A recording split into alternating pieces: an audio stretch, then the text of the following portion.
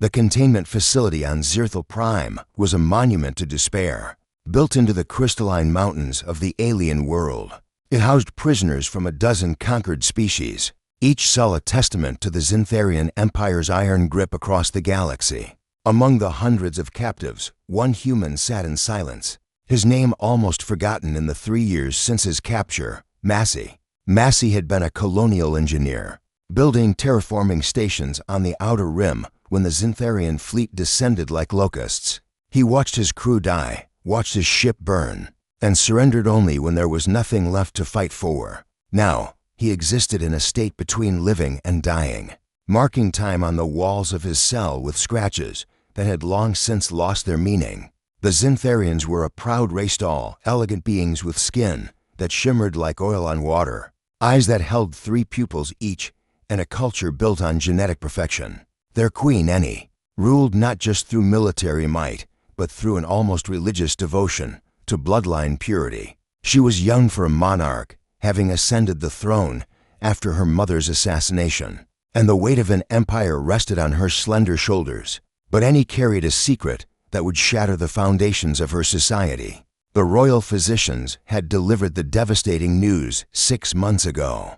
The queen was sterile by Zintharian standards. Centuries of selective breeding had created a genetic bottleneck, and her body rejected every potential mate from her own species. The royal line, unbroken for 10,000 years, would die with her unless something radical was attempted. The head geneticist, Dr. Krell, had proposed the unthinkable, crossbreeding with another species. The genetic diversity might give the queen a chance at producing an heir. After analyzing DNA from every species in their prisons, one match stood out: the human genome's remarkable adaptability and resilience. And among all the human prisoners, one profile showed exceptional genetic markers, subject 2847, known as Massey. When the guards came for him, Massey assumed he was being taken for execution. Instead, he found himself standing in a chamber that seemed carved from a single massive gemstone, its walls pulsing with bioluminescent patterns.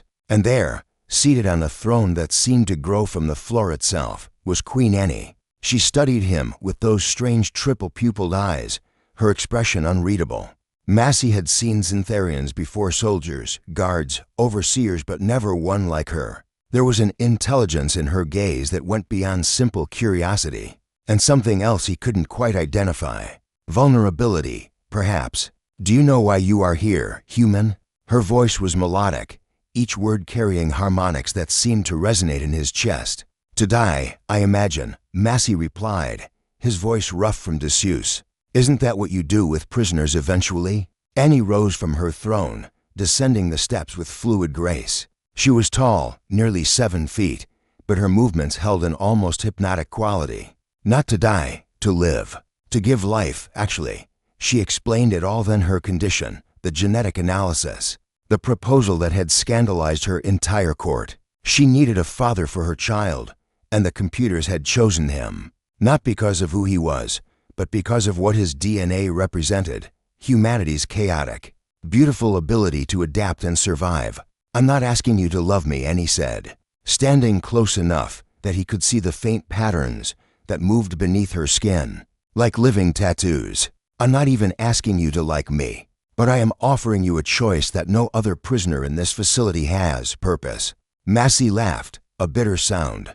"And if I refuse, then you return to your cell, and I find another solution. Perhaps I allow my empire to fracture after my death. Perhaps I choose a successor from outside the bloodline, and watch civil war consume 1,000 worlds." She paused. "Or perhaps I simply accept that some lines are meant to end." There was no threat in her words, only a weariness that Massey recognized. He had felt it himself in the long nights in his cell, the exhaustion of carrying on when everything seemed lost. What would this child be? He asked. "Human? Zintharian? Something else? Something new," Eni replied. "Something that might bridge the gap between our peoples, or something that might be rejected by both." She met his eyes. "I won't lie to you, Massey. This is dangerous. The genetics might not take. The child might not survive. And if it does, it will be neither fully yours nor fully mine. It will be something the universe has never seen." Massey thought of the 3 years he had spent in that cell. He thought of his crew, his life before, the future he thought he'd lost, and he thought about what it meant to create life in a place built for death. "Why tell me all this?" he asked. "Why not just force the issue? You have the power." Annie's expression softened, and for a moment, she looked less like an alien queen and more like a young woman facing an impossible choice. "Because consent matters. Because if I am to create a new life, I will not do it through violence. My empire was built on conquest, but this must be built on choice." The silence stretched between them, heavy with implications. Finally, Massey spoke. "If I agree, what happens to me after?" "You would live in the palace. Comfortable quarters, access to education and entertainment. You would not be a prisoner, but you couldn't leave. Not until the child is born, at least. After that," she trailed off, "after that, we would see what kind of world we've created." Massey closed his eyes. In his mind, he saw his cell, the endless days, the slow erasure of self. Then he saw something else, a small being, neither human nor Xantharian, taking its first breath. A bridge between worlds. A chance, however small, for something better. "I'll do it," he said quietly. "Not for you, not for your empire, but for that child. Because maybe, just maybe, it deserves a chance to be something neither of our people could be alone." Annie nodded, and something like relief crossed her features. "Then we begin tomorrow. Dr. Krell will explain the process. It will take time, Massey. Months, perhaps years. Are you prepared for that?" "I've had nothing but time," he replied. "I suppose I can share some of it with the future." As the guards escorted him from the chamber to new quarters this time, not back to his cell, Massey looked back once. Queen Annie stood alone in her throne room, one hand resting on her abdomen, her eyes distant.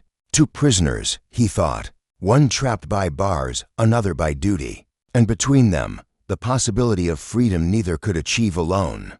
The story of Annie and Massey had only just begun, but already, it was unlike anything the galaxy had ever known.